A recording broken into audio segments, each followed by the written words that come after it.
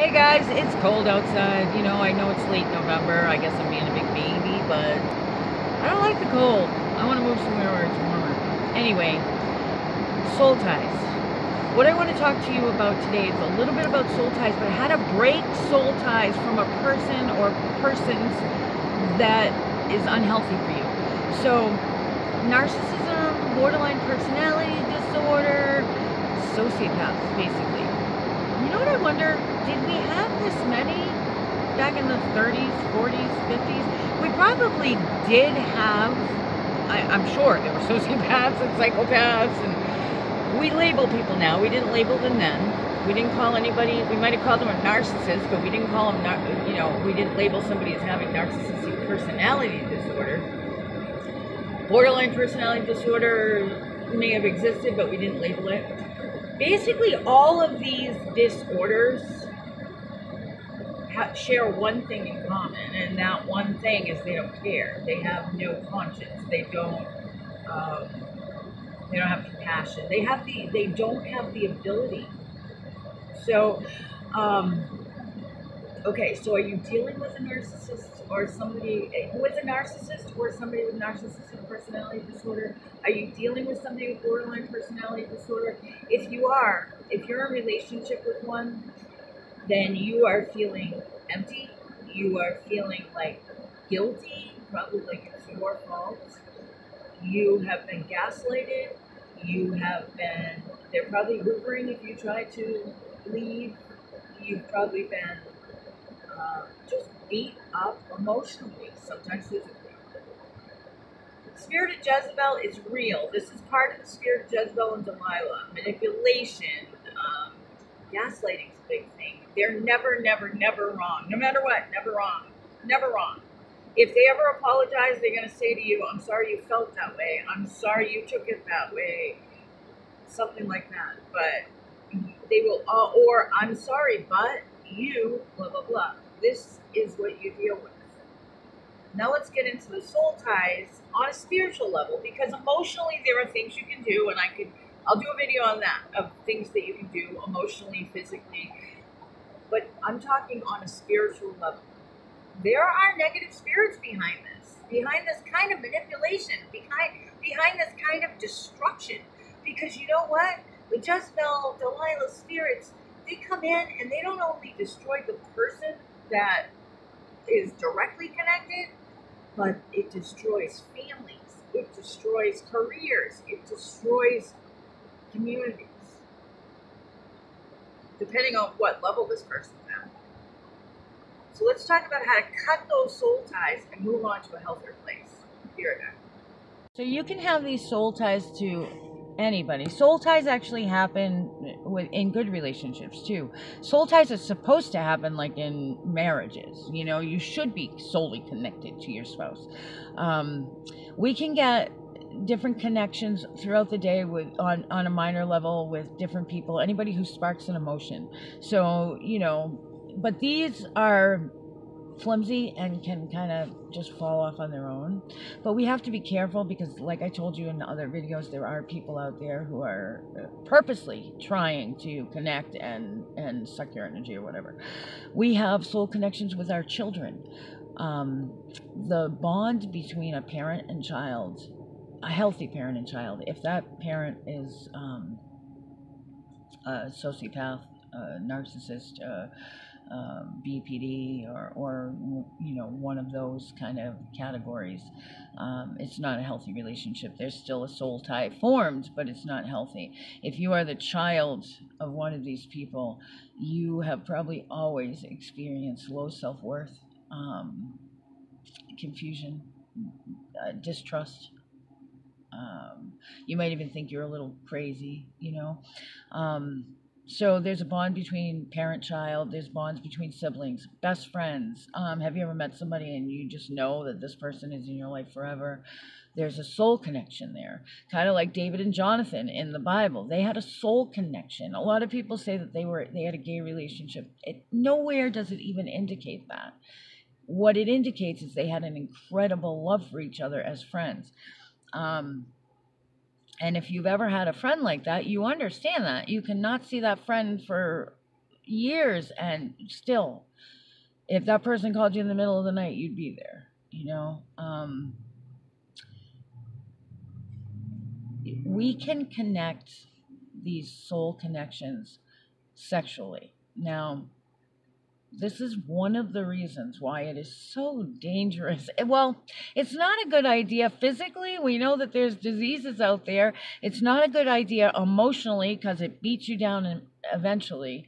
And it's not a good idea spiritually to sleep around, have frivolous sex. You know, usually you find if God tells you not to do something, there's a good reason for it. Always you'll find that. And that's the reason with sex, because sexual intercourse is the closest two people can get. You're actually, you know, intertwining each other. So those soul connections are deep. The deepest ones are anybody you've been sexually connected to, or, you know, child parent bonds. Those are the deepest ones. But see, the problem with the sexual ones is if you've had, you know, just frivolous sex or whatever, friends with benefits, you're getting these soul ties, and you may not know what you're in for. You may not know what that person is connected to. We know that physically you're sleeping with everybody that they've slept with. Well, spiritually you are too. So who knows what, you know, it's kind of like, I think it's to the 10th degree, 7th degree at least, to the 7th degree. You don't know what's going on with these people. So, and what a soul tie is picture like almost like a telephone pole kind of thing, like the wires, like a fiber optic almost pole or something. Cord or something, right? So picture that, and it's connected between you and this other person. And so that means that any negative forces, I'm talking about negative now, it works in the positive too, but any negative forces, anything that's plaguing them, any kind of hatred, loathing, the spirit of Jezebel, whatever it is, manipulations, control, hardships, whatever, goes back and forth, back and forth, back and forth, from them to you to them, from them to you to them. Have you ever felt like, I know I'm supposed to let go of this person, logically it all makes sense, I don't even want this person in my life, but you can't let go? This is what's going on, okay? You've got a soul tie there. And not only is it connected, like I said, the ones that are kind of frivolous, they can kind of let go, but picture like a fish hook, okay? You know how a fish hook kind of goes down and kind of like that so that it can't just unhook? Picture a spiritual fish hook on the end of that cord, or cords. Now, the ones that are frivolous or whatever, they kind of, through time, just kind of work themselves out, and they're gone. Not a big deal. But the ones that are really in there, they're embedded in there. They're embedded in there. And even as years go on or whatever, if you don't cut that, that's still there. So that's why a lot of times you just can't release. It's you don't want to have those soul ties. The negative soul ties you don't want to have. So what do you do if you're in the position of being married to somebody like this? Well, it depends. Okay, now, are we talking like evil, like BPD? Are we talking narcissistic personality disorder or narcissism? Or are we talking just a few bad traits? I mean, if your spouse is just in a bad place and you just want to kind of disconnect from the negative, you can do that and remain connected to the person and continue with that soul tie.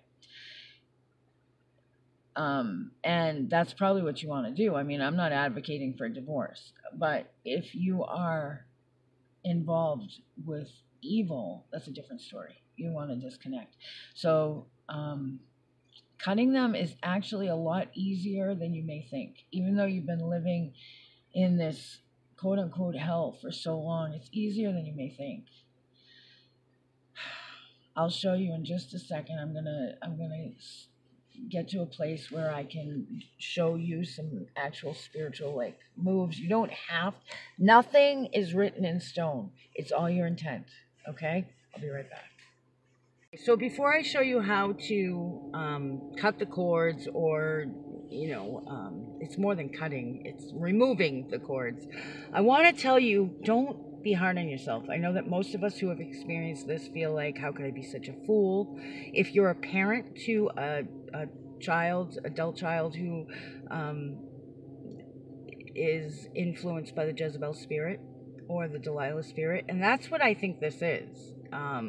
I believe that sociopaths, psychopaths, BPD, narcissistic personality disorder is controlling spirits. I don't believe that anybody's born evil. I do believe that, if a mother is evil or plagued by one of these spirits, and when she gives birth, it could be passed along. But anyway, you're probably, especially if you're a parent, you're feeling horrible. You're feeling like, what did I do wrong? Nothing. If you're the wife or husband of one of these people, you're probably feeling like, maybe it's me. Maybe I'm crazy. Maybe I am crazy. Maybe I am a horrible husband or wife. Maybe you have made mistakes. We all do. But there's something called gaslighting. There's other things that, people do to make you feel such a fool. What I'm saying is, don't be too hard on yourself. Let's think about Elijah. If you look in the book of, I think it's First Kings, it might be Second Kings. I should probably brush up on that. I'll write it in the description. I'll look it up. But Elijah, the great prophet Elijah, he has this competition. If you don't know the story, read it. It's kind of cool. It's a cool story. Some of the stories in the Bible are really cool. So Elijah was a prophet of God. It was at the time when King Ahab and his wife Jezebel were reigning.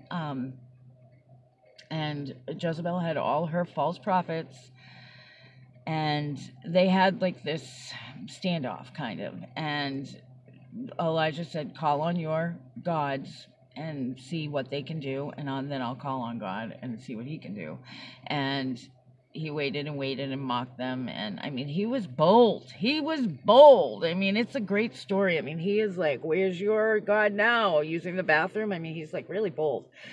And then when it's his turn, he calls fire down from heaven, and the fire consumes all the water.